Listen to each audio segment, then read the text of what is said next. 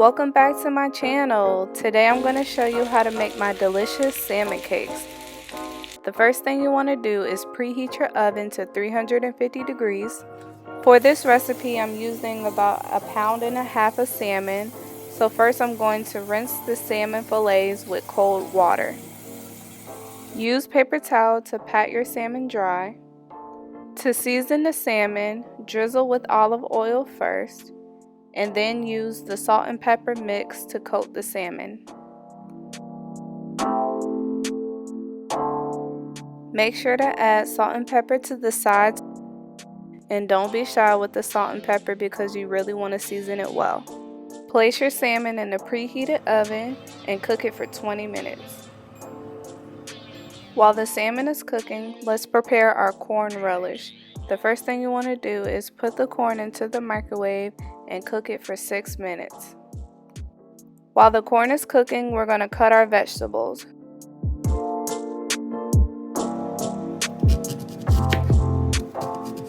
Dice the red onion.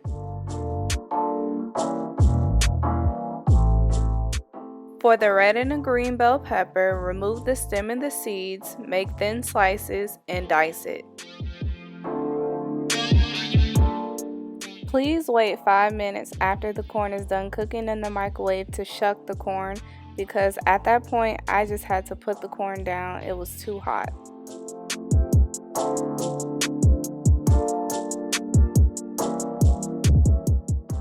Use a knife to take the kernels off of the cob.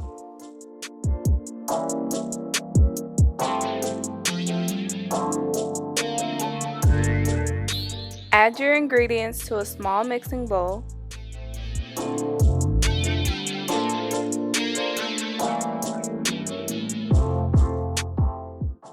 Then add apple cider vinegar and sugar.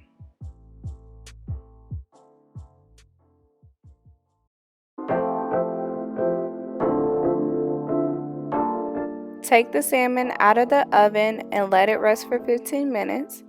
Then place the salmon in the refrigerator and let it chill for at least an hour. Next, cut the vegetables for the salmon cakes. I'm using just 1 rib of celery, and I like my celery finely chopped, but you can do whatever you like. Remove the seeds from the yellow and red pepper.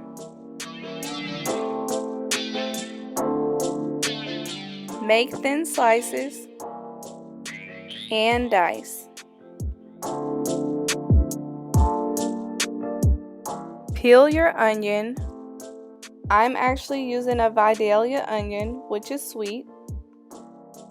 To cut the onion, you want to start from the root of the onion, make small cuts all around, and then dice.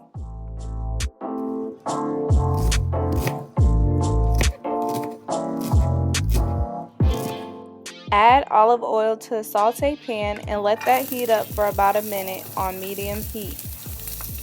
Add your onion.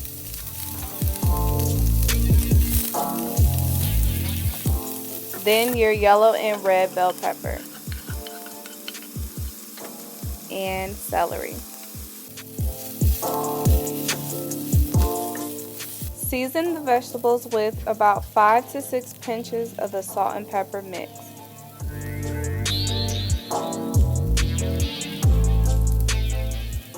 After the vegetables are done, take the salmon out of the refrigerator and flake into small pieces.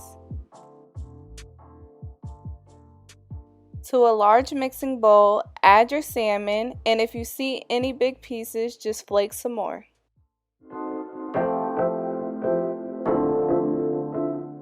Now let's add the rest of the ingredients. So start off with the vegetable mix. Then add your Old Bay salt and pepper mix, mayonnaise, Worcestershire sauce, Panko breadcrumbs, and last but not least, eggs.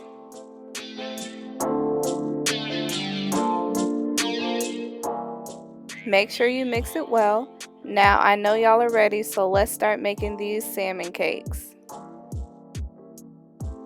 Take a handful of mixture and form it into a ball. Next, you want to press it down into a disc shape, about 1 inch thick.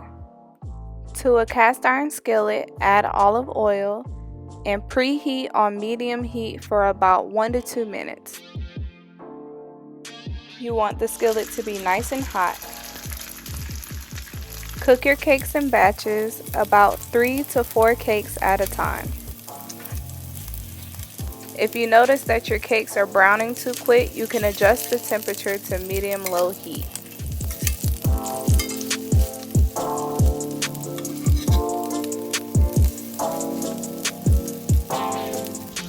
The color on the cakes look really good, a beautiful golden brown. This is what you want.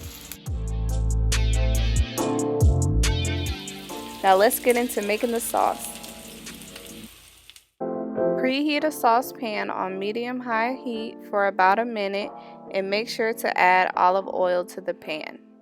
Add a 1/4 cup of shallots to the pan and constantly stir for 1 minute. Next, add a 1/2 cup of white wine and simmer for about 3 minutes. Keep stirring so that the shallots do not burn at the bottom of the pan, and you also want to maintain this temperature so that the alcohol can cook off and you will notice that your liquid will reduce. You want your liquid to simmer like this.